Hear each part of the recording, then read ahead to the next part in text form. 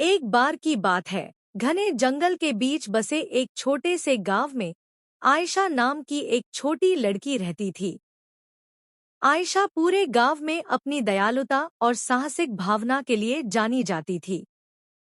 हालांकि एक चीज थी जिसने उसे सबसे ज्यादा आकर्षित किया, अकरत की रहस्यमय किंवदंती।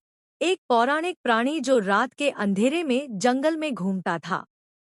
किंवदंती थी कि अकरत न तो पूरी तरह से इंसान था और न ही जानवर, बल्कि छाया का प्राणी था, जिसकी आंखें जलते अंगारों की तरह चमकती थी और आवाज दूर से गड़गड़ाहट की तरह गूंजती थी।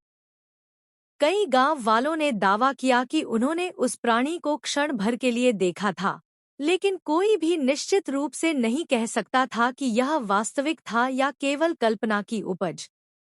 एक चांदनी रात में आयशा ने एक बार और हमेशा के लिए रहस्य को सुलझाने का फैसला किया।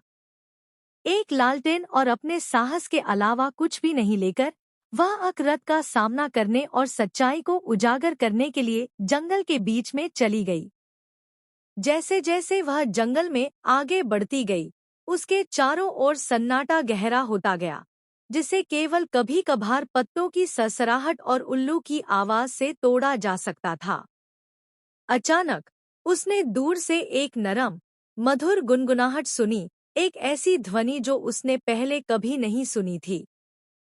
मंत्रमुग्ध करने वाली धुन का अनुसरण करते हुए आयशा चांदनी में नहाए हुए एक मैदान में पहुंची और वहां काई से ढकी एक चट्टान के ऊपर अकरत बैठा था, एक ऐसा प्राणी जैसा उसने पहले कभी नहीं देखा था। इसकी आंखें एक अलौकिक प्रकाश से चमक रही थी और इसका फर चांद की कोमल चमक में चांदी की तरह चमक रहा था। लेकिन डर महसूस करने के बजाय आयशा को आश्चर्य और जिज्ञासा की भावना महसूस हुई। करीब जाने पर उसे एहसास हुआ कि अकरत वह भयानक राक्षस नहीं था जैसा कि गांव वालों ने उसे बनाया था। वास्तव में ऐसा लग रहा था कि वह शांति और सौम्यता की आभा बिखेर रहा था। बिना एक शब्द कहे आयशा और अकरत और जैसे जैसे सूरज उगता गया, जंगल को अपनी गर्म आगोश में भरते हुए आयशा को पता चला कि उसने सबसे अप्रत्याशित जगहों पर एक दोस्त को खोज लिया है।